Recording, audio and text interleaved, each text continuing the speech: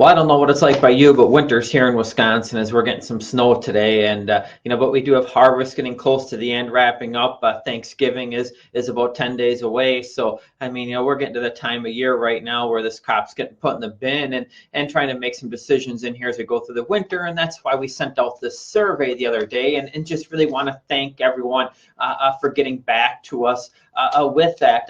We just kind of use this survey in here right now to see how producers are sitting and what they're thinking about as we're moving ahead, next year. The other thing too is it allows us to present some ideas on our report in here to address some of these questions to help you make a more informed decision. So let's get to the survey, and I'm going to show you here and what we learned back from you on the crop that was left to sell. As you can see in here right now, it's really kind of divided up, between each of the categories that are on there, from 0 to 20%, the least amount, up to greater than 60%, and 40 to 60%, and that 28-29% level. The way we read this right now is that overall producers still have over half of last year's crop to market on about average, and I think that's what offers this market support as we move through the winter months.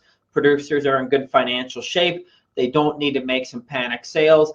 Therefore, if the market breaks, they're going to tighten up on that grain in here right now. We think firming basis levels will help to draw some of the grain out of the producer's hands as we move into the winter months.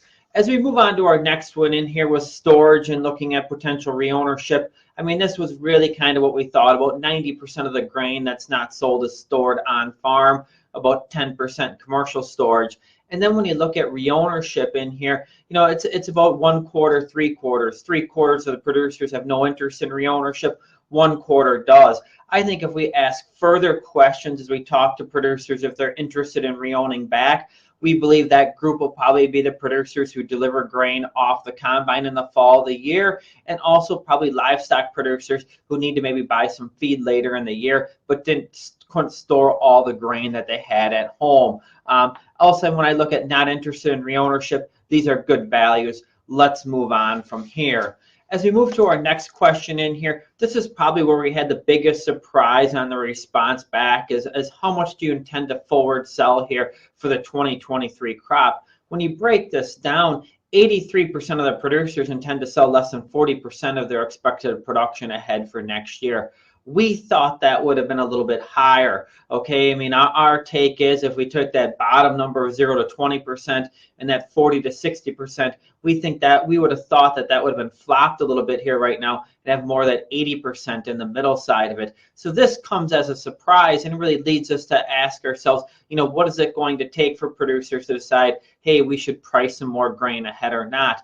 I had a producer today I was talking with on the phone, and I mentioned to him, these results in here, and he made an interesting comment back. He said, you just got to keep in mind over the last 18 months, doing nothing has really paid off. You just kind of sold some grain when you felt like it, and yet you had a pretty good price. That was a great point in here right now, and it's something we need to consider as we move forward. On our last one in here on the input side of it, again, that was really no surprise in here right now. What we really stress on inputs is when you buy some inputs ahead, make sure you sell some grain ahead to offset those costs.